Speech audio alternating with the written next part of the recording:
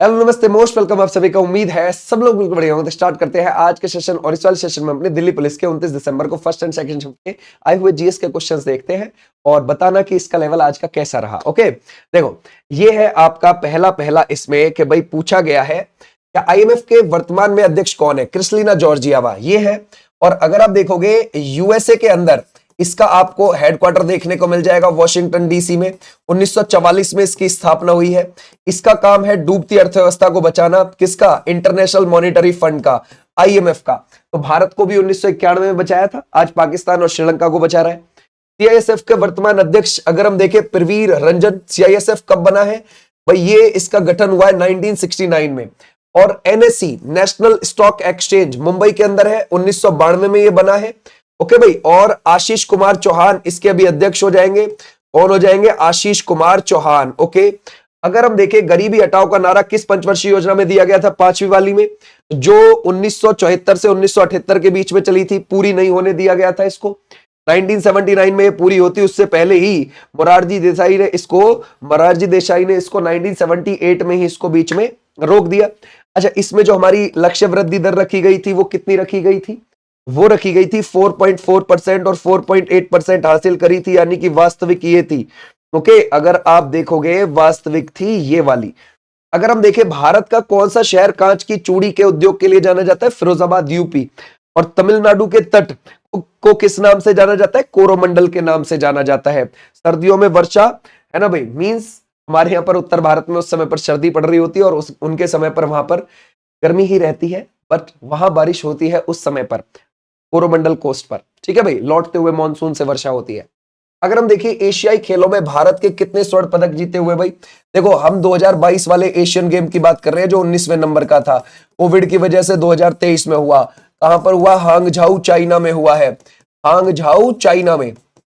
यहां पर इस वाले की अगर हम बात करें तो हमने 28, 38, 41 टोटल 107 पोजीशन रही है हमारी फोर्थ पर। ये हमारे गोल्ड है, सिल्वर है, ब्रॉन्ज है। और अगर आप देखोगे जो पैरा एशियन हुए थे यहां पर, उसमें हम 111 पदक लाए थे, हमारी फिफ्थ पर थी पोजीशन। ओके, तो ऐसे आप ध्यान रखोगे। पहले पहले एशियन गेम्स 1951 में भारत में ही हुए थे, ये बात ध्यान रखना। दिल्ली में ही पूरे एशियन गेम्स के ऊपर वीडियो हमने कर रखी है, वो आप देख सकते हैं।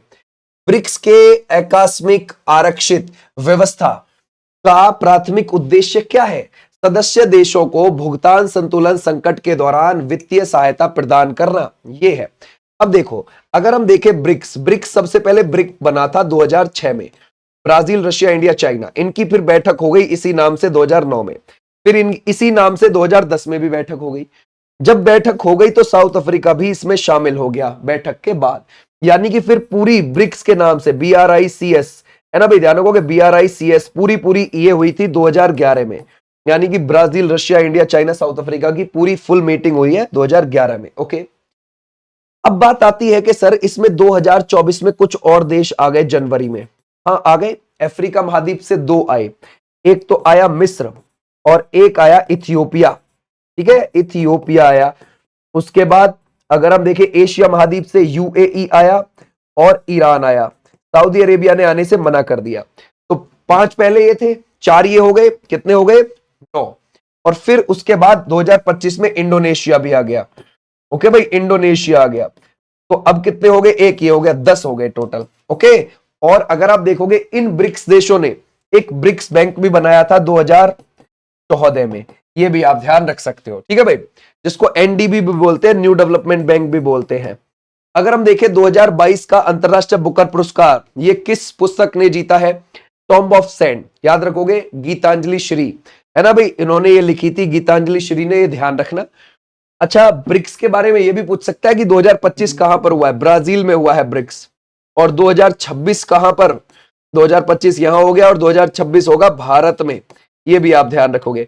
और पूरी अंतरराष्ट्रीय बुकर पुरस्कार के ऊपर जो है एक शॉर्ट वीडियो बना रखी है जिसमें 2020 से 2025 के बीच में वो लिखे हुए हैं, उनको आप एक बार देख लेना, शॉर्ट्स वीडियोस में वो मिल जाएगा आपको। भारतीय साक्ष्य अधिनियम 2023 में कुल कितनी धाराएं? ये 170। ठीक है भाई, और अगर आप देखोगे जो ये 1872 वाला था BSA है ना भाई, ध्यान रखोगे BSA जो था 1872 वाला, इसमें अगर आप देखोगे तो इसमें थी 167, यानी कि इसमें थोड़ी सी बढ़ गई है। ओके, तो ये भी आप ध्यान रख सकते हो। दक्कन के पठार में मुख्य रूप से कौन सी मिट्टी मिलती है? ब्लैक सॉइल भारत का सबसे बड़ा पठार है, त्रिभुजाकार शेप में मिलेगा आपको, त्रिभुजाकार शेप में। बोलता है अंतरराष्ट्रीय मुद्रा कोष में भारत के कार्यकारी निदेशक ईडी के रूप में किसे नियुक्त किया गया है? उर्जित पटेल हमारे आरबीआई के 25वें गवर्नर भी रहे हैं। 2008 से 2024 के बीच में 3-3 साल के 2 टर्म के लिए आरबीआई के गवर्नर रहे थे। ओके, और 2023-24 में इनको बैंकर ऑफ द ईयर का पुरस्कार भी इनको मिला था। 23-24 दोनों में ध्यान रखना। निम्नलिखित में से किस अधिनियम ने बॉम्बे और मद्रास प्रेसिडेंसी की विधायी शक्तियों को बहाल करके विकेंद्रीकरण की प्रक्रिया शुरू करी थी? ये करी थी भारतीय परिषद अधिनियम 1861 में। आ जाओ भी नेक्स्ट पर। बोलता है 44वीं junior national kho kho championship 2025-26 का आयोजन कहां और कब किया जा रहा? गुंजूर बेंगलुरु के अंदर 31 दिसंबर 2025 से 4 जनवरी 2026।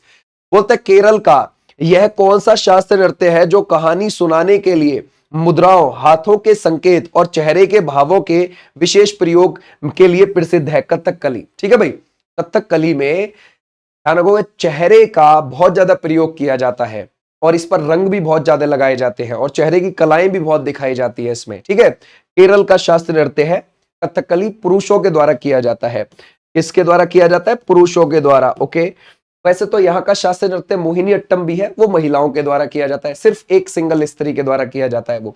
ठीक है, तो भारत का साइकिल शहर लुधियाना को बोलते हैं पंजाब में है। 1991 के आर्थिक संकट के दौरान भारत ने आपातकालीन ऋण प्राप्त करने के लिए अपना सोना किस बैंक के पास गिरवी रखा? बैंक ऑफ इंग्लैंड और यूनियन बैंक ऑफ स्विट्जरलैंड के पास। बोलता है प्रसिद्ध सरदार सरोवर बांध किस राज्य और नदी पर आपको स्थित देखने को मिलेगा? ये गुजरात में है और नर्मदा नदी पर है। और यहां पर ये सरदार सरोवर बांध के पास ही नर्मदा नदी पर है ये डैम। वहीं नर्मदा नदी का एक द्वीप पड़ता है साधु बेट द्वीप। उसी साधु बेट द्वीप पर आपको सरदार वल्लभ भाई पटेल जी की 182 मीटर ऊंची आपको प्रतिमा देखने को मिल जाएगी। ठीक है भाई, राष्ट्रीय जलमार्ग 1 NW1 ये कहां से कहां तक है और इसमें कौन कौन सी नदी आती है? गंगा, भागीरथी, हुगली। ठीक है भाई, ये आती है। अच्छा, ये कहां से कहां तक है? प्रयागराज से लेकर हल्दिया के बीच में है। कौन कौन से राज्य आ गए इसमें? यूपी आ गया है ना, बिहार आ गया, झारखंड का बॉर्डर आ गया, वेस्ट बंगाल आ गया। इसमें कब शुरू हो गया था? 1986 में शुरू हो गया था। 1620 किलोमीटर इसकी लंबाई है। अब आप बोलोगे सर ये गंगा तो ठीक है, भागीरथी, हुगली, गंगा वेस्ट बंगाल के फरक्का में जाके 2 हिस्सों में बढ़ जाती है। एक हिस्सा तो हुगली है, एक थोड़ा सा हिस्सा है कौन सा? भागीरथी। जितने वो हिस्सा बांग्लादेश नहीं जाता, जितने वो हिस्सा बांग्लादेश में नहीं है उतने उसको भागीरथी बोलेंगे। जैसे ही बांग्लादेश में एंटर कर गया उसको नाम चेंज, पद्मा हो जाए। ठीक है भाई, बांग्लादेश में उसको पद्मा बोलते हैं उस हिस्से को फिर। ठीक है, यानी कि ये 19-20 किलोमीटर का जो हिस्सा है ना भारत के अंदर, इसको भागीरथी बोलेंगे। वरना आप सोचोगे सर एक भागीरथी वहां भी तो है उत्तराखंड में, वो अलग है। ठीक है, वो नेशनल वाटरवे से नहीं जुड़ी हुई। ठीक है भाई, वो भागीरथी है, वो भागीरथी और अलकनंदा के मिलने से गंगा बनती है उत्तराखंड में, वो अलग है। ठीक है भाई, तो ये आप ध्यान रखोगे। आ जाओ नेक्स्ट पर। अब ये सेकंड शिफ्ट के है, ध्यान रखना। हैदराबाद किस नदी के किनारे आपको देखने को मिल जाएगा? मूसी नदी के किनारे है। ओके, और अगर आप देखोगे मूसी नदी कृष्णा की सहायक है। किसकी सहायक है? कृष्णा की सहायक है। और मूसी नदी के है ना भाई दक्षिण ओर पर आपको चार मीनार भी देखने को मिल जाएगी। जैसे मान के चलो ये मूसी नदी बह रही है, यहां पर आपको ये चार मीनार देखने को मिल जाएगी। गोदावरी कहां से निकलती है? त्र्यंबकेश्वर, नासिक, महाराष्ट्र से निकलती है। और साउथ की सबसे लंबी है, 1465 किलोमीटर लंबी है। किस किस राज्य में बह लेती है ये नदी? महाराष्ट्र में तो बहती बहती है, तेलंगाना में भी और आंध्र प्रदेश में भी, इन तीनों राज्यों में बहती है और डेल्टा बनाकर आगे गिर जाती है। डेल्टा जो बनाती है वो राजमुंद्री शहर यानी कि राजा महेंद्र वर्मन शहर से बनाना शुरू कर देती है आंध्र प्रदेश में और फिर बंगाल की खाड़ी में गिर जाती है। तो कहता है प्रधानमंत्री का मुख्य सचिव 2 वो है शक्तिकांत दास। ठीक है भाई, अगर आप देखोगे मुख्य सचिव 1 वो कौन है? वो पीके मिश्रा है। और 2 कौन है? ये है। ठीक है भाई, न्यूजीलैंड के प्रधानमंत्री वो हो जाएंगे लक्सन, क्रिस्टोफर लक्सन। ठीक है भाई, वहां के 42वें प्रधानमंत्री। और अगर हम देखें लोथल, ये किस राज्य में आपको स्थित लगता है? गुजरात में है और भोगवा नदी के किनारे है। ये एक बंदरगाह शहर था।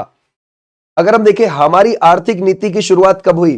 जुलाई 1991 में एलपीजी मॉडल शुरू हुए थे, लिबरलाइजेशन, प्राइवेटाइजेशन, ग्लोबलाइजेशन। हमारा वार्षिक वर्ष ये कब से कब तक है? वार्षिक वित्तीय वर्ष अगर आप देखोगे 1 अप्रैल से लेकर 31 मार्च के बीच में होता है ये साइकिल पूरा।